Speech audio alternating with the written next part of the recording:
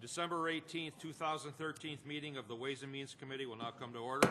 Will the clerk please call the roll? Miss Andrews is excused. Mr. Baroth. Mr. Daniele. Mrs. Draw. Mr. Haney. Mr. Hanna. Mr. Howland. Miss Kaylee. Dr. Quattro. Mr. Tucciarello. Chairman Yolovich. Here. Are there any speakers signed up for the public forum? There are no public forum speakers this evening. Is there anyone here who would like to address this committee who is not signed up? The next item is the approval of minutes. You have the minutes of the December 5th, 2013 meeting in your folder. They will stand approved unless the clerk is notified of any changes by the end of the day. Next item is new business. Referral 13-334, Moved by acceptance. Legislator Holland, second by Legislator Quattro. Is there any discussion? Hearing none, all those in favor, please signify by saying aye. Opposed, motion carries. Next item, please. Referral 13-335, Moved by acceptance. Legislator Quattro, second by Legislator Daniele. Legislator Haney.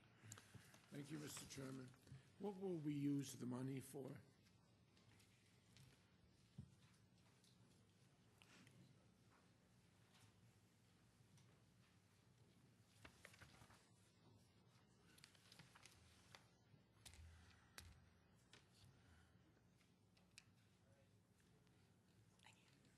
Through the chair, I'm Jennifer Curley from the Sheriff's Office. Funding will be used for overtime, fringes, which is FICA and retirement, and some equipment.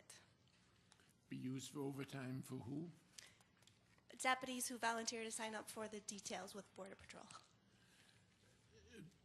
And through the chair, what, I mean, it says that this is part of a land border program.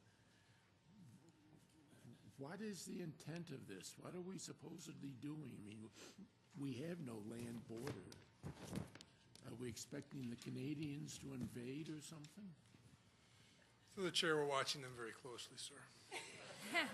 What? The lake freezes, you know. Sorry. Through the chair, the Last time was about 1892. I remember it. Technology's advanced slightly since then. The post 9/11, these type of activities became commonplace across the entire northern border. In fact, a couple years ago when I was working at the airport, the Rochester area northern border to the Border Patrol was the most successful section of the entire northern border. Due to some changes in investigative tactics, it's diminished a little bit, but they continue to maintain a watchful eye on anybody or anything that's coming across the border that shouldn't.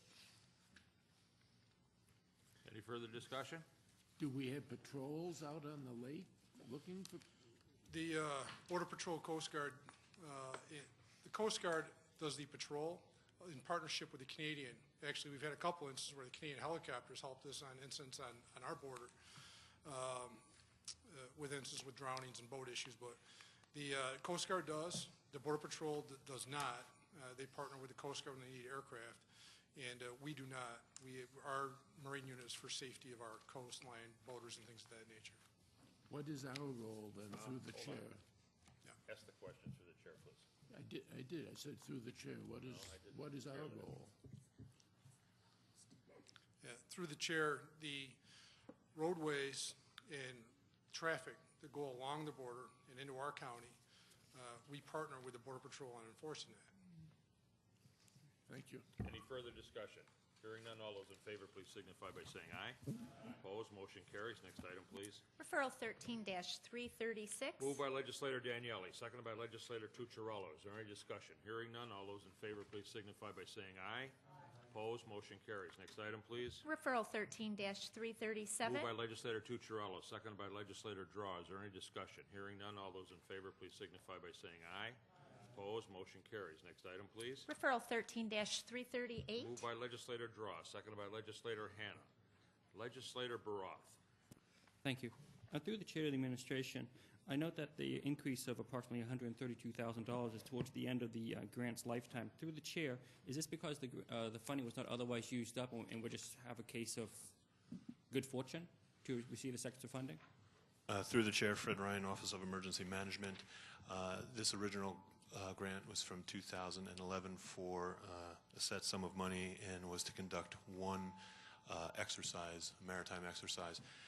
That exercise, which was conducted earlier this year, did not cost as much, so we're going to follow up with a second exercise in 2014 to fill some of the gaps that were noticed in this exercise this year.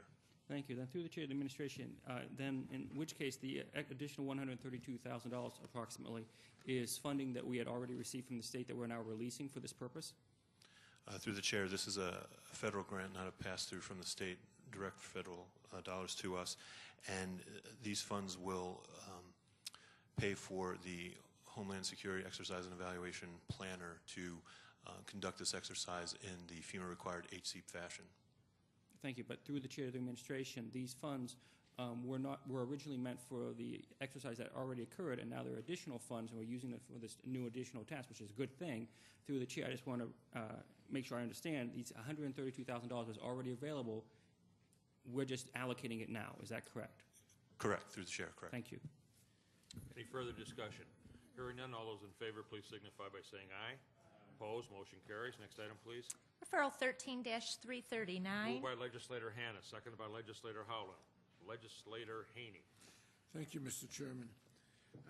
Through the chair, I mean, improving immunization rates is obviously laudable. How do we intend to accomplish this? Through the chair, we intend to do like maybe several steps. Some of the steps, have a direct maybe focus on the provider community. So that includes maybe identifying these maybe certain practices within Monroe County and then doing outreach activities.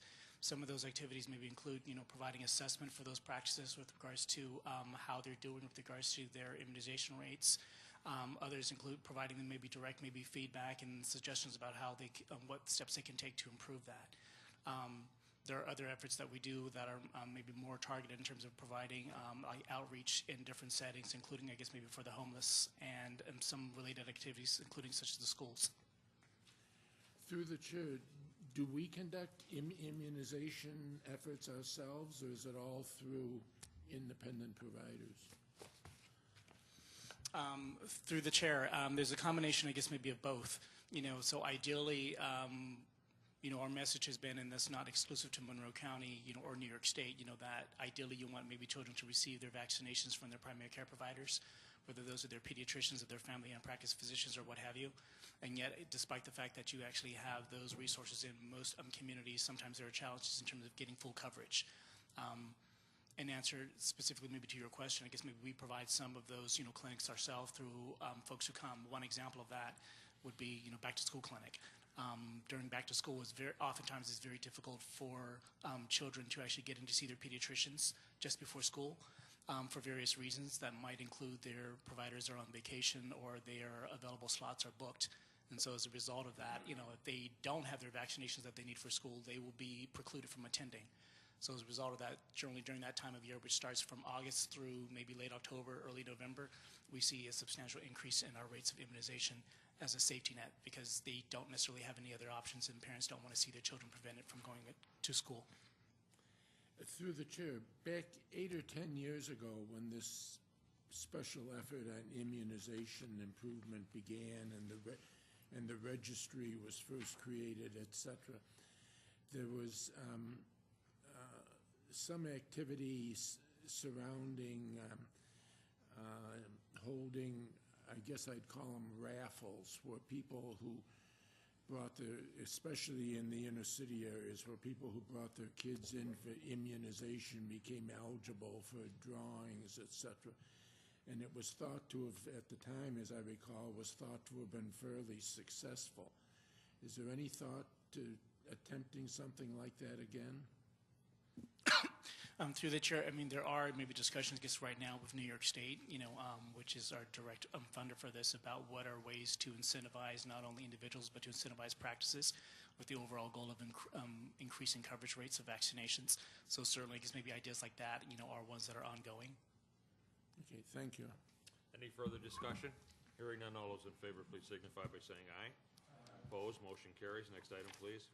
Referral 13-340, acceptance Moved by of a legislator grant. Howland, second by legislator Quattro. Is there any discussion? Hearing none, all those in favor, please signify by saying aye. Opposed, motion carries. Next item, please. Referral 13-341, Moved by authorize. legislator Quattro, second by legislator Daniele. Legislator Haney. Thank you, Mr. Chairman. Through the chair, I'm wondering why the per case price varies substantially. For example, for Allegheny and Genesee, it would appear to be about, for Genesee, it would appear to be about $2,000 per case. In Allegheny, it's about $1,000 a case. Livingston is about $1,000 a case. Wyoming's about $1,500. Why does it? I mean, it varies by as much as 100% from one county to the next. Why is that? Through the chair, part of the reason why it's you see different overall average case rate differences is because of the fact that those cases are different types. So, for example, when our medical examiner is conducting cases, there are certain cases that are considered full autopsies, and in those full autopsies, those must be performed by a medical examiner. That requires maybe a lot of effort on the part of our board-certified pathologist.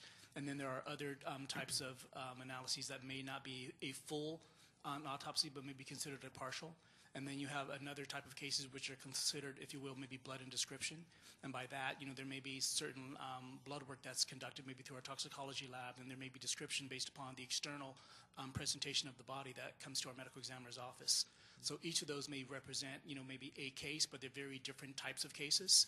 And so the average, I guess, maybe cost per case will certainly be higher if you're doing more of the full autopsies as opposed to the lesser effort type of case, such as the blood and descriptions. So through the chair, cases here does not mean autopsies. It just means some kind of a service being rendered. That is correct. I'm realizing that there are different types of, I guess, maybe services from full autopsies, partial autopsies, to blood and descriptions, being the main three types. Legislator Cayley. Thank you, Mr. Chairman. Through you to the administration. Do you do a cost basis analysis on the flat rates for these procedures on a yearly basis or a bi-yearly basis? Through the chair, we negotiate the contract, every year, and this particular contract that we're doing, like maybe for this year, this is, if you will, maybe a transition period, and the transition period really reflects the fact that we lost our state aid, I guess, for our medical examiner's office from the New York State Department of Health, and as a result of that loss of funding to our medical examiner's office, some of these counties have lost some of their funding that they would get as well to offset their own costs. And so the idea really maybe is to capture, let's say, maybe our infrastructure, I guess maybe cost, for like maybe personnel, for timing, maybe and the like, and then figure out how that is fairly translated across their cases, given what we know their historical cases to be. Mm-hmm. And when we talk about their historical cases, that's not only the total number, but that's also the types of cases, as I mentioned earlier. So we have a good idea of what that distribution is, from any given year based upon the services we have delivered to them in the past. And so based upon, I guess, maybe that distribution, we can come up with an estimate of what the total number of cases they'll get of a certain type and what the associated cost would be. And then with that information, embed that into a fixed rate for their county. And then if they exceed, I guess, maybe those numbers, and they'll pay additional amount. Phew, thank you. Aren't you glad you asked? Yeah, I thought so. I deal with fluctuating flat rates and Any further discussion? Hearing none, all They're those not in easy. favor, please signify by saying aye. Opposed, motion carries. Next item, please. Referral 13-342. Moved by legislator Daniele, seconded by legislator Tucciarello. Any discussion? Hearing none, all those in favor, please signify by saying aye.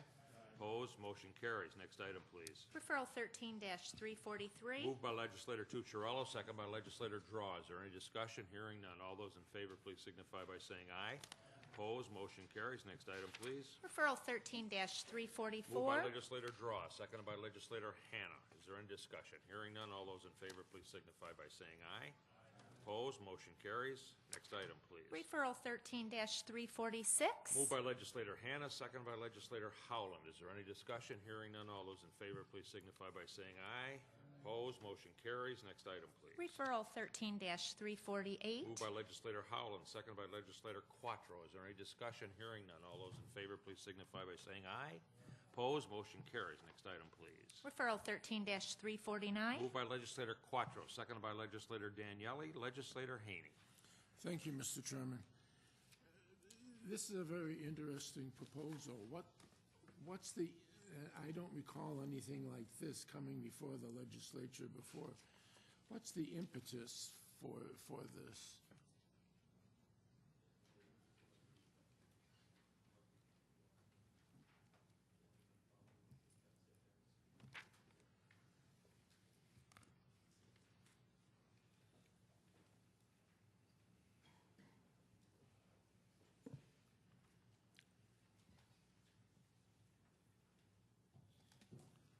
You guys need the question repeated? Tim Freeler, DOT. Yes, the speaker in there is not working. I'm sorry. Paul, would you please repeat your Yes. question? This is a very interesting proposal. I don't recall one like it coming before the legislature before. What is the impetus for this?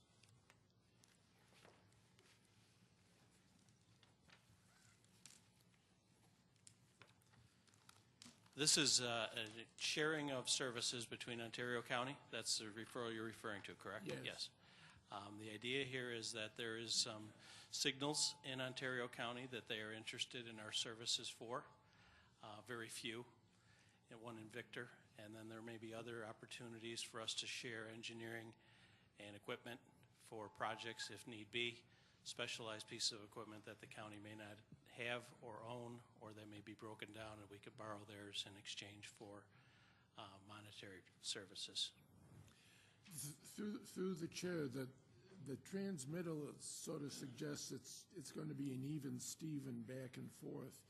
But would I be correct in assuming that we'll probably be doing more things for Ontario County than they'll be doing for us? Through the chair, yes, we do expect it to be an even Steven sort of arrangement.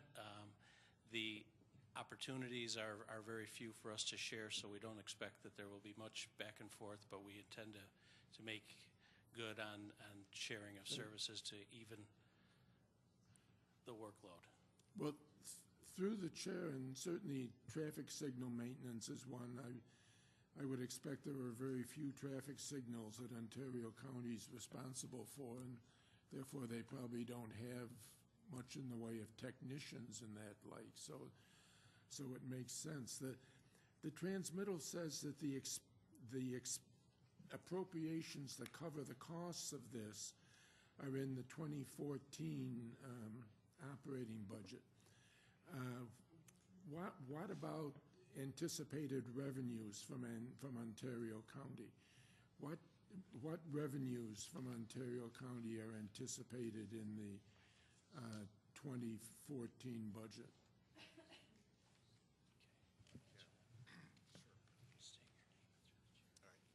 This is Jim Pond from Monroe County DOT. Through the chair, the 2014 operating budget has the traffic signal maintenance amount anticipated, which is, give me a moment here, please, $1,110 of revenue for traffic signal maintenance. That's the only one that I know of that is specifically in the budget, to the best of my knowledge. Okay. And final question through the chair. I would suspect that our highway department and traffic engineering, merely because of our size, is far more sophisticated than Ontario counties. What do we anticipate that they might do for us? Through the chair, we do not expect to request any engineering type services, but it would largely be probably an equipment sharing and maybe a manpower sharing if there was a need for a piece of equipment that they may have that we could use on some of our maintenance work throughout the county. Do they have equipment that we don't have? Through the chair. Through the chair? Through the chair, I'm sure they do it, and there's times when we can use more than one piece of equipment that we may have, or due to breakdowns require one. That would be very helpful. Okay. It's a very creative idea. I think it's great. Any further discussion? Hearing none, all those in favor, please signify by saying aye. Opposed, motion carries. Next item, please. Referral 13-351. Moved by legislator Daniele, seconded by legislator Tucciarello. Is there any discussion? Hearing none, all those in favor, please signify by saying aye. Opposed, motion carries. Next item, please. Referral 13-352. Moved by legislator Tucciarello, seconded by legislator Draw. Legislator Baroth. Thank you. Through the chair of the administration, I just have one basic question, and that has to do with the, in the middle paragraph, it describes an initial decision maker serves as an independent arbiter. I'm assuming that this independent arbiter is actually looking at the big picture, as it were, for the CIP. Am I correct, through the chair, to think that this big picture is from the point of view of the county and to the county's benefit, so the CIP gets carried out to the best possible conclusion? Would that be correct to assume? Through the chair, as it relates to this referral, the services we provided would be on a project-by-project basis, so it really relates to conflicts that may arise during construction of a project. Thank you. And through the chair of the administration, so it's not between different projects on the CIP, it's an individual project with subcontractors, for example, or different contracted entities on the same project? Through the chair, correct. If there was a conflict between main contractor and subcontractor, contractor and consultant, potentially Loki-Brill could be used to provide initial decision-maker services before we went to any more formal version of arbitration or litigation. Thank you very much for the clarification. Any further discussion? Legislator Haney. Mr. Chairman, as we discussed at Environment and Public Works, I'm going to vote against this for two reasons. One, it's the first time we've ever engaged anybody to perform something called initial decision-maker term services for an appropriation of $50,000. And I remain unconvinced that that we need to enter into this, since we've never done it before.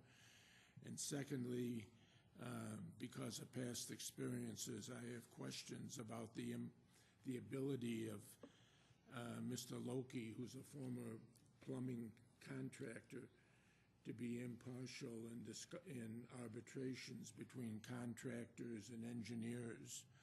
And therefore, I will be voting against this. Any further discussion? Roll call vote, please.